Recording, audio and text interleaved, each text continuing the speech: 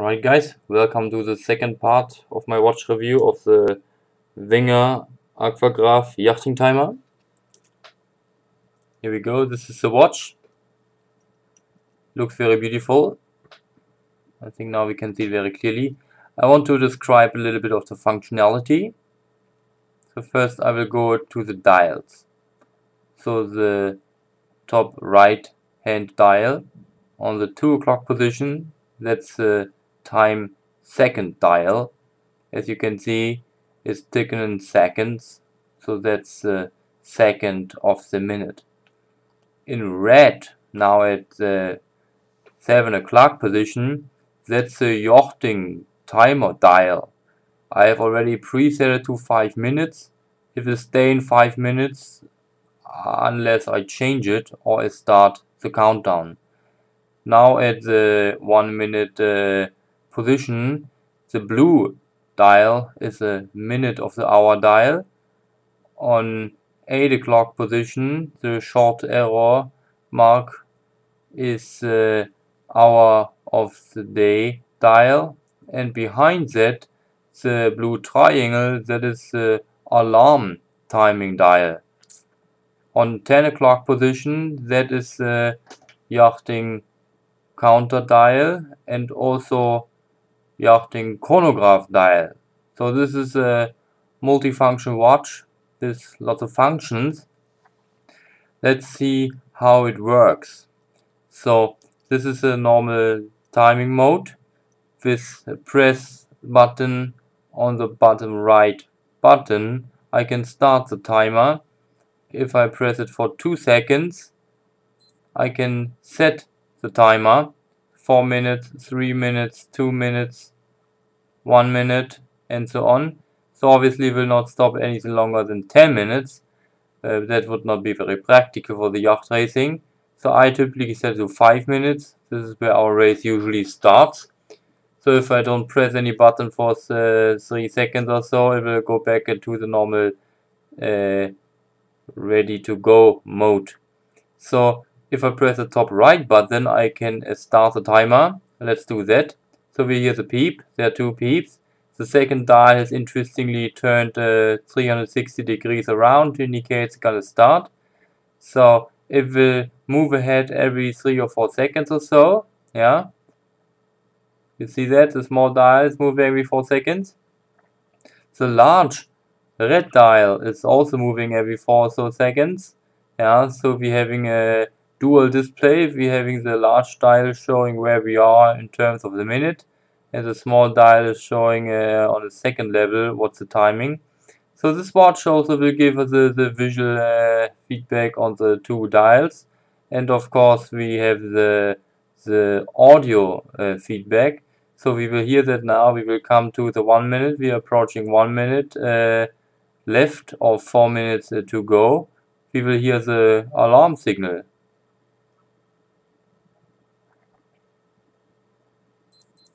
So that's it, that's alarm signal. We have another 4 minutes to go. Yeah, I have already aligned the dials properly. There's some procedure written in the booklet. It took me quite a while to figure it out, but eventually it did.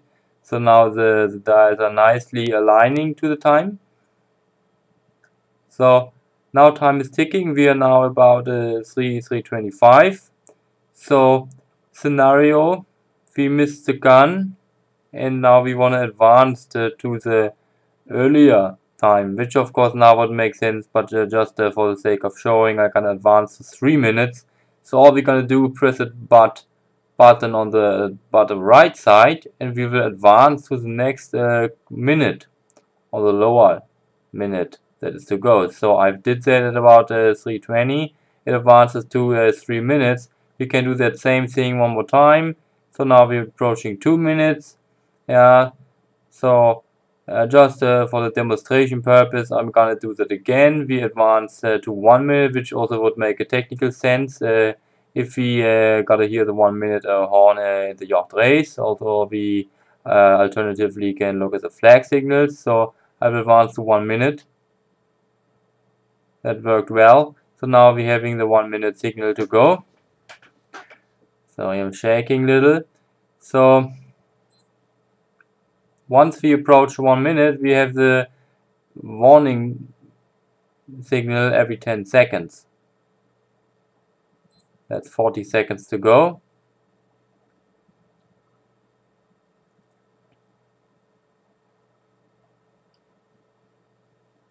Thirty seconds to go.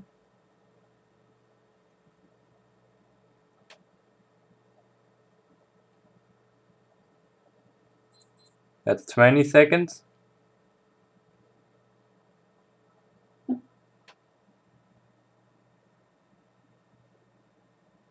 That's 10.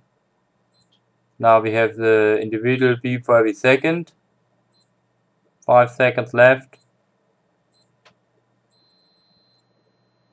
Start signal for the race.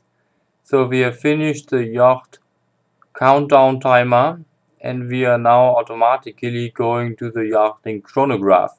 Chronograph is already running, however it works very differently.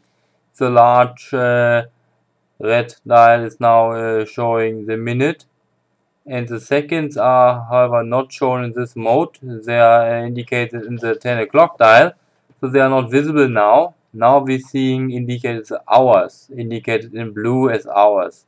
So this, according to the brochure, is able to count until 96 hours. I have not tried that yet, but I will give it a shot sooner or later.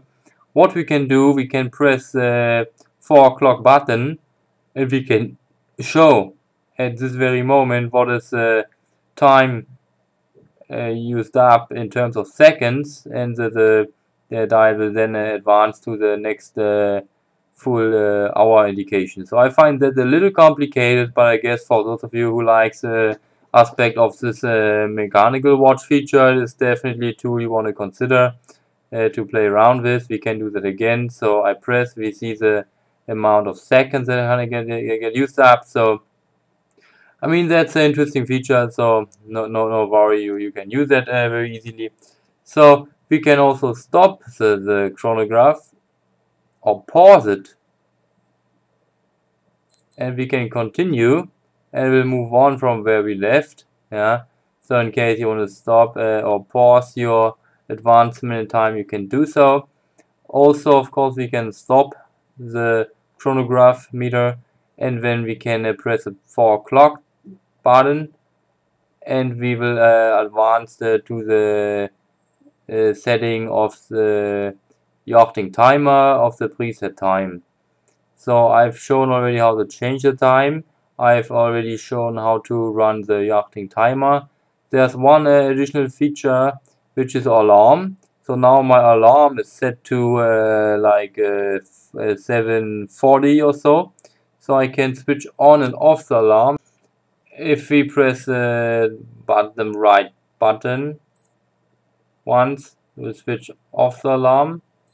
Again, we switch on the alarm. So alarm is now on 7:45 or so.